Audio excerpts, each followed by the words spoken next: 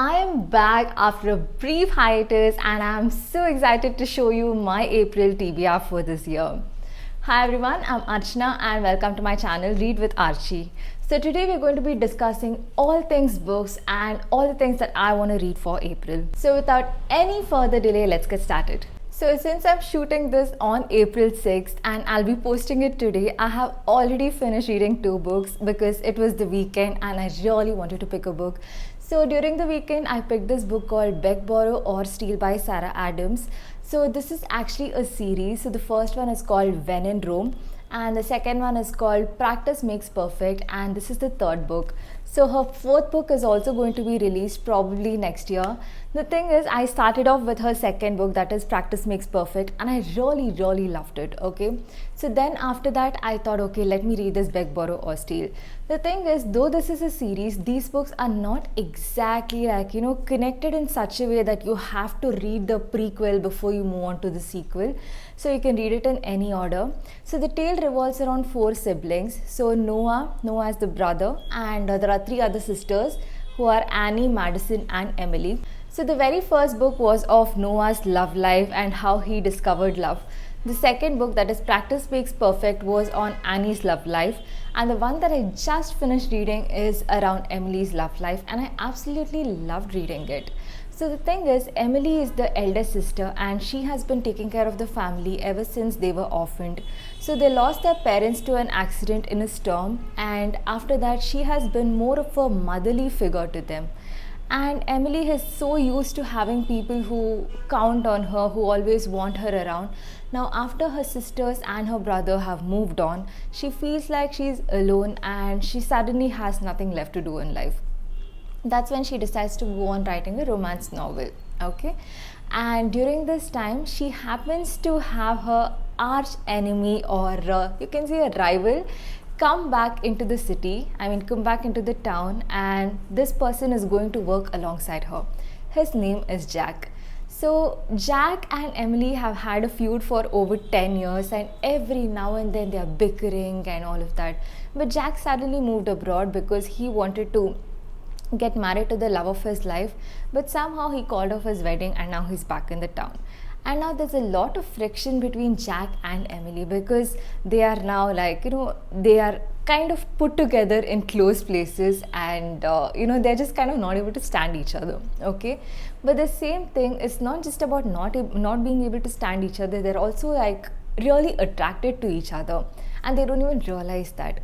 So what happens to Jack and Emily and how they come face to face with their emotions towards each other is what the story is about, and I thoroughly enjoy reading it. I binge read this book because I started off late in the night and then I finished it the very next day. So that was the first book of April which I just finished. And the next book that I have just finished, again, I started it this morning and I finished it a while ago because this book is just 99 pages. It's called Animal Farm by George Orwell. So this is a classic, and in this, the thing is, there are a group of farm animals, okay, and they are living in a farm and they have been oppressed by a human.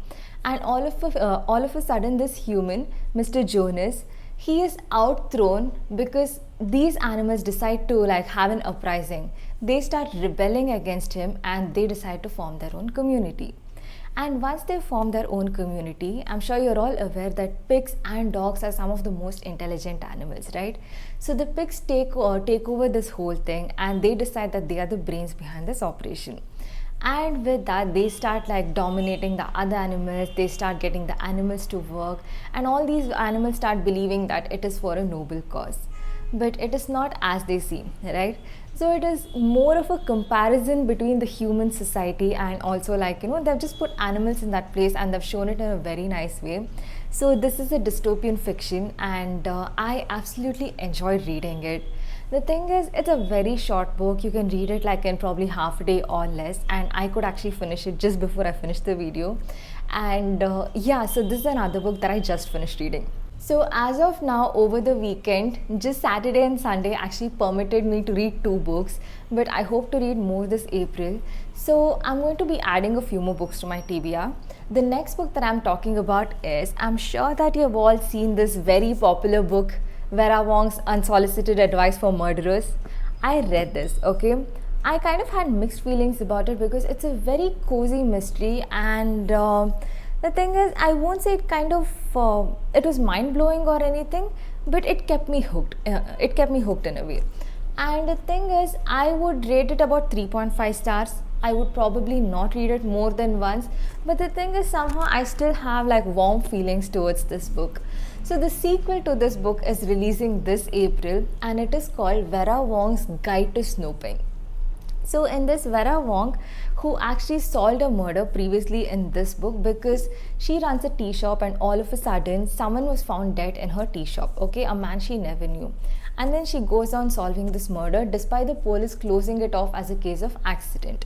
So that is the whole story about this. But right now, I mean, that is of course without spoilers because there are a lot of things to it.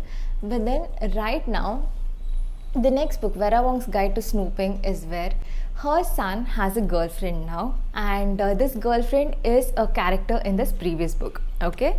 And Vera Wong is very nosy because right now she's bored, she has no mysteries to solve, and she really wants a mystery on her hands. And with everybody, she's found a community for herself, but she's still so bored. She decides to go snooping into her son's girlfriend's documents, okay? That's when she happens to find that there is someone who was actually murdered. So this is what this book is about, and I can't wait to get this book from Amazon. I'm just waiting for it to be delivered, and soon after that I'll be starting it off. Though I may not agree with people saying that it was a mind-blowing mystery and all of that, I still rate it a 3.5 out of 5. I'm still very curious to read what happens next, because reading this book kind of felt like a warm hug actually. So this is the next book that I want to read. Yet another book that I want to pick up this month is called Cassandra in Reverse. So Cassandra in Reverse revolves around a girl who has had it all. She has a great job, she has everything, her family and all that is needed to actually live contentedly. But then all of a sudden she's fired and she loses a lot of things in life. Okay, she has a breakup too. And now Cassandra is gifted a mysterious option wherein she can go back in time and fix things. Fix small changes, make some small changes so that her future is actually better, okay? So Cassandra takes that option and then she starts fixing small things. She thought that if she fixes certain things, her life is going to be much better. But the thing is, it does not turn out to be that way at all. And that's when Cassandra realizes that she has actually been fixing the wrong things. So Cassandra is trying her best to understand things and how she will make use of her opportunity to try and see how she can fix things or how she will move forward with it is what the story is about. So this book is a part of Reese Witherspoon's book club pick, and I'm very, very eager to read this. So this is also on my April TBR. So the next book that I'm planning to read is called Great Big Beautiful Life. It's by Emily Henry and it is also releasing this April. And the thing is, I'm an Emily Henry fan after I read her book Funny Story. The thing is, I read Happy Place first and then Funny Story. So I'm sorry to disappoint a lot of you, but when I read Happy Place, I did not really like it much, okay? I loved her style of writing, but I did not enjoy the story itself. But when I read Funny Story, it is a 4.5 stars for me, okay? It was an amazing book and I can't wait to read all of Emily Henry's books. So I'm picking up this book. This is where two rival writers actually want to interview a person who wants to write her biography, okay? This person has been elusive and she has some scandalous things up her sleeve. And these two writers actually go to her place and they want to interview her. But then the person here in question who's being interviewed, her name is Margaret. Margaret is only giving out bits and pieces of her stories, and you may never know, those stories may also be concocted, okay? And the two writers have been realizing that they may not actually be getting what they want, but at the same time they cannot also discuss things with each other because there is an NDA signed. And not just that, those two are rivals and there are sparks flying off between them whenever they are in closed rooms. So this is what the story is about. What happens next is what I'm very eager to discover. I'll let you know what I feel after I read this book. I can't wait to review all of these books in a separate video. So yes, this is another book that is on my TBR for this month. Okay, so let's move on to the last book in my April TBR. The last book in my April TBR is called My Dark Vanessa. So in this book, Vanessa is an adult, and there was one time when she was a teenager, she had an affair with her professor. Okay, and now all of a sudden people are coming out in the open and claiming that they have been abused by this particular professor. So one of them actually reaches out to her, and then they ask her, like, if they can come in support of them. Okay, so there is kind of like this Me Too movement going on, and that is when this professor also comes in the spotlight. So Vanessa feels that whatever happened there was consensual. Okay, so she does not feel that it was kind of forced on her or anything, because the professor was charming and magnetic. But the thing is, she also has to come to terms with reality now to see as to if that was something where she was groomed to be like this, or if there is something that was forceful that happened, but then her mind has started thinking differently. So this is what the story is all about, and I really can't wait to read this, because the plot, the entire premise of this book seemed like something I really was drawn to read. Okay, and yeah, so this is yet another book that I want to read. So to summarize all the books for my April reads, Beg, Borrow and Steal, Animal Farm, these two books, I just finished them over the weekend. The next ones that I want to read are Vera Wong's Guide to Snooping, Great Big Beautiful Things by Emily Henry, Cassandra in Reverse, and the last one is My Dark Vanessa. So I can't wait to read them all. What is on your April TBR? Comment below and let me know, because I'll be happy to discover more books, share more of bookish stuff with you in the comments too. So thank you so much for watching. Stay happy, stay blessed, and stay kind. I'll see you guys with another video.